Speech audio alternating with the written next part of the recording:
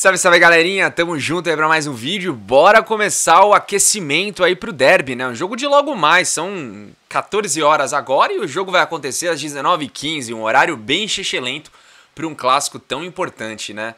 E se você quiser assistir ao jogo, suas alternativas são bem escassas, você tem que pagar uma assinatura aí de Premiere Play ou caçar o jogo em algum link da internet, algum perfil de Instagram, qualquer coisa assim.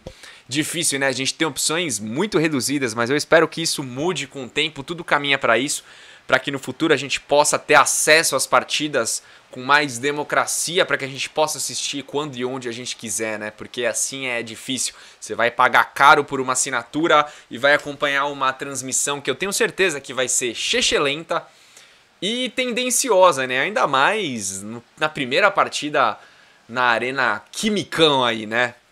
Enfim, mas é um horário bom pro rádio, né? Pra quem tá voltando do trampo, quiser ouvir pelo celular, quiser ouvir no carro também, né? Dirigindo aí de volta pra casa, vai conseguir numa boa. Mas vamos falar do jogo, né? Vamos falar de dentro das quatro linhas aí.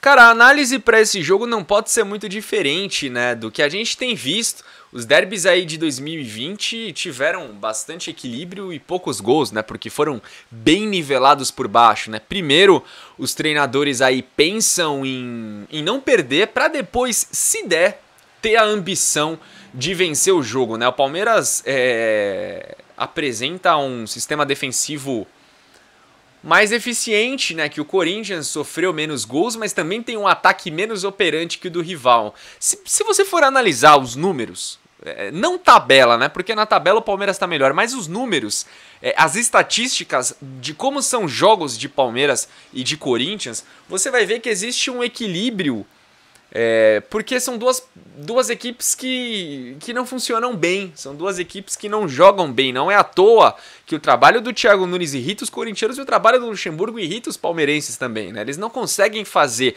as suas equipes jogar, e mais do que isso, vão na imprensa, vão dar entrevistas aí coletivas querendo fazer a gente de tonto, né? Querendo enrolar a gente, falar coisas que não são verdades, coisas que a gente não vê acontecendo nos jogos. Mas enfim, então chegam os dois, de certa forma, pressionados para esse jogo. Eu acho até que se o Thiago Nunes perde, a situação dele fica insustentável no Corinthians, né? A gente conversa com corintianos, a gente vê aí outras mídias também, então eu acho que se perder em casa, a situação dele fica insustentável. Por mais que o Andrés tenha aparecido para falar que não tem nada disso, que o Thiago Nunes é o treinador e tudo mais, a gente sabe muito bem como é que é o reflexo de uma derrota num derby. Já o Luxemburgo, eu acho que ele acabou ganhando uma sobrevida depois da vitória contra o RB. Se perder para o Corinthians e não acontecer nenhuma catástrofe, um 3-0, um 4-0, uma goleada desse tipo, vou até bater aqui na madeira, eu acho que ele fica, mesmo após uma derrota. Mas aí a pressão também vai ser um negócio insuportável pra cima dele, né? Então eu projeto um jogo feio, com poucas oportunidades, e na boa, o meu palpite racional indica um empate. O meu palpite como torcedor, obviamente uma vitória do Palmeiras. Pra mim, 1-0 hoje é goleada, eu não vou nem me preocupar se o time vai jogar bem ou não, eu quero vencer, porque clássico não se joga, clássico se vence. Eu quero que o Palmeiras vença, até porque vencendo o Corinthians, embala uma segunda vitória consecutiva e, a gente vai subir na tabela pensando que a gente ainda tem um jogo a menos, fica bonito, e aí aquele setembro que parecia uma coisa medonha, deixa de ser tão feio assim, né? O Palmeiras conquista aí uma vitória importante e segue pontuando. Imagino que o Luxemburgo vá repetir o time que foi a campo contra o RB, o Everton, Mike, Luan, Gomes e Vinha, Patrick de Paula, Gabriel Menino, Zé Rafael, Lucas Lima. Aí a dúvida, né? Wesley ou Gabriel Veron e Luiz Adriano. Imagino que ele vá de Wesley, tá? E eu acho que essa escalação é um dos problemas pelos quais o Palmeiras não consegue criar com tanta naturalidade, né? As jogadas do Palmeiras parece... Sabe quando você tá espremendo ali uma laranja e você quer tirar até o fim, você se esforça pra caramba? Parece a jogada do Palmeiras saindo. Pra jogada acontecer, você tem que espremer até o fim. Então não acontece de um jeito natural, o time não consegue ter a troca de passes, movimentação, aproximação, triangulações, isso não acontece, é vez ou outra. Até porque se você for analisar os gols que a gente fez contra o RB, a primeira jogada ainda foi um pouco mais bem trabalhada, uma troca de passes até chegar na direita, o Gabriel cruza pro Verón cabecear. Mas a segunda é um contra-ataque, né? Um contra-ataque que, inclusive, não funcionava no Palmeiras, né? E funcionou. Em 3 passes o Palmeiras chegou na cara do gol. Mas foi um lançamento longo do Veiga, um lançamento muito bom, que aí o Verón ganha na velocidade e toca pra dentro pro Bigode. Mas as jogadas, você acompanha os 90 minutos do Palmeiras, é difícil ver alguma jogada bem trabalhada, né? Mas é por conta, na minha opinião, desse esquema. Você vê esse segundo atacante que na escalação está atrás, ao lado do Luiz Adriano, ora foi o Rony, agora é o Wesley, ele não funciona como segundo atacante. Ele tem majoritariamente a função de preencher corredor, quase sempre pelo lado esquerdo. Então ele fica isolado numa faixa do campo. Vai olhar o mapa de calor dos jogadores do Palmeiras que você vai entender o que eu tô dizendo. O cara que joga nessa função só cobre lateral. Então, a gente tem esse problema, né? E aí, quando você vai pro outro lado, geralmente o outro jogador que fica aberto é o Gabriel Menino. No último jogo foi o Lucas Lima.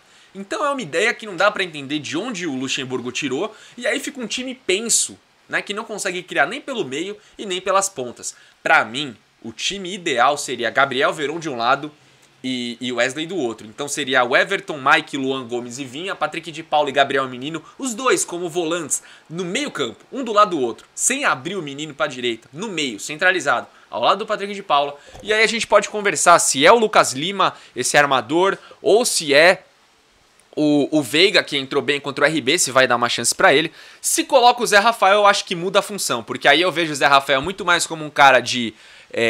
um cara box to box, né, que vai até uma área e volta até a área do Palmeiras, e aí a gente teria 3 meias com capacidade de ir e voltar, né? Os 3 seriam 3 meio-campistas, 3 volantes aí versáteis, né?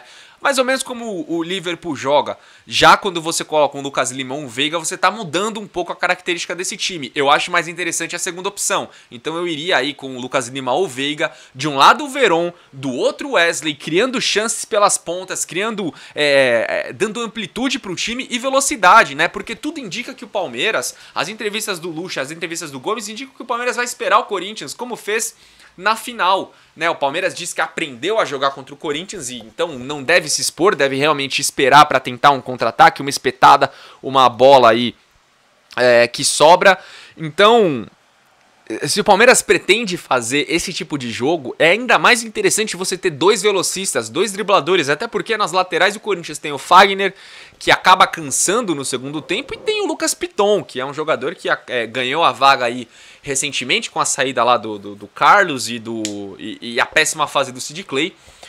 Então, cara, eu acho que tem que explorar sim as laterais e tem que ter possibilidades de meio também. Então, se você tem 2 jogadores rápidos que podem produzir pelas pontas, você vai ter também a chegada invariavelmente de um Patrick de Paula ou de um Gabriel Menino ao lado do Lucas Lima para fazer a jogada por dentro também. O Palmeiras fica muito mais equilibrado dessa forma. Duvido muito que o Luxemburgo vai fazer e espero do fundo do meu coração que a escalação que ele levar a campo dê certo, porque o Palmeiras precisa vencer. Um empate seria bom em outras circunstâncias. Se o Palmeiras tivesse feito a sua lição de casa, vencendo o Goiás em casa, vencendo o Internacional Reserva em casa, vencendo de repente um Fluminense fora de casa. A gente viu ontem, né, o Fluminense contra o Flamengo. Então, se o Palmeiras tivesse feito a sua lição de casa, um empate hoje seria bom. Como não fez, eu acho que qualquer resultado que não seja a vitória, em termos de tabela, é ruim. É ruim, apesar do jogo a menos que a gente tem. A gente vê um Flamengo crescendo, já engatou aí, se eu não me engano, são 4 vitórias consecutivas. O São Paulo tropeçou, o Atlético Mineiro perdeu. O Inter pega o Bahia hoje, o Bahia do Mano Menezes, que deve se retrancar. Eu aposto num empate. Então o Palmeiras somar esses pontos seria incrível para brigar pelo título aí, né? Porque aí se você vence o Corinthians, te dá moral, você segue pontuando, você engata a segunda vitória seguida e com um jogo a menos, as nossas possibilidades ficam bem legais. Mas enfim, eu quero saber a sua opinião sobre essa escalação, qual a escalação ideal do Palmeiras para você? Eu quero saber também o que você acha que vai acontecer, como vai ser o jogo, e eu quero dar um recado para você que o canal tem parceria com a Crossover Suplementos, né? Então se você quiser garantir suplementos aí com 15% de desconto, parcelamento em 3 vezes sem juros e entrega para todo o Brasil, acesse o link da descrição Crossover Suplementos, digita lá no campo TV Alviverde 15, que é o cupom de 15%, e aí você vai faturar legal aí, vai faturar seus suplementos com um descontão show de bola, beleza? Então, um abraço para todo mundo e espero voltar aí num pós-jogo animado, alegre, né, feliz da vida aí, com mais uma vitória do Palmeiras. E é isso, rapaziada. Um abraço, tamo junto, valeu!